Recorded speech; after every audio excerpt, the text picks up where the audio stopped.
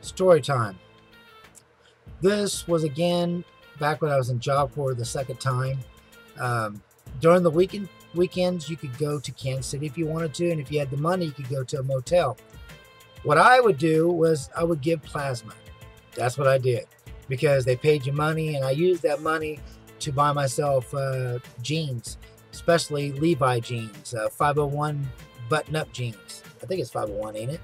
Because I think 505 is the normal kind. Anyway, I'd done it several times, and I had a girlfriend, the woman that I ended up being married to for 11 years and had my children with.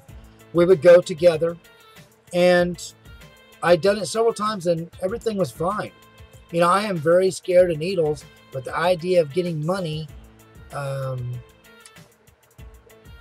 it overshadowed that. You know, I mean, my fear. I mean, I got a big time fear of needles. But she would hold my hand while they would poke me.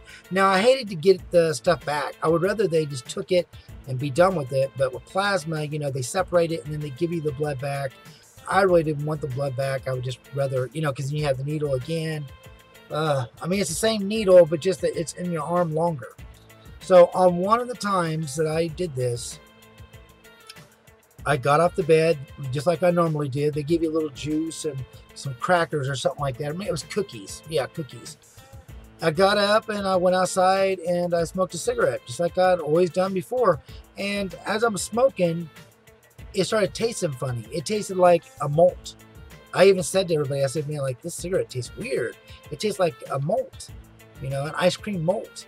And I thought, I didn't even finish the cigarette. I go like, I'm not feeling right.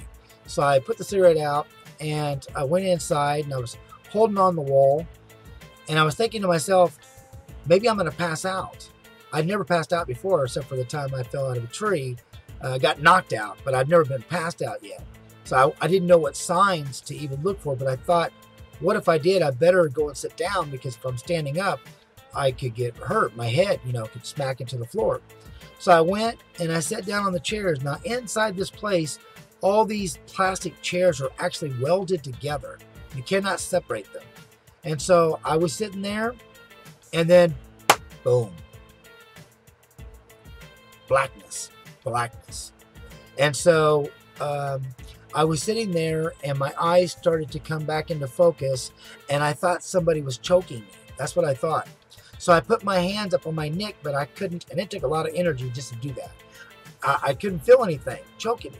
But then when I went like this, I could actually feel plastic humps. I had actually fell back in between those welded chairs. My neck actually fit in there, but it was like really choking me. And so I grabbed a hold of both of them and it took everything I had to get out of that. And then I leaned forward and things were coming more into focus, but I couldn't talk. I couldn't say shit. I thought I was dying. I did not know. I really swear to God, I thought I was dying. And so I'm sitting there and I go like, help me, help me, help me, help me, help me, like that. And then people looked at me and the nurses and the doctor or whatever he was, whatever they are, came over and they got me and they go, they picked me up. I couldn't even walk. And they said he had passed out.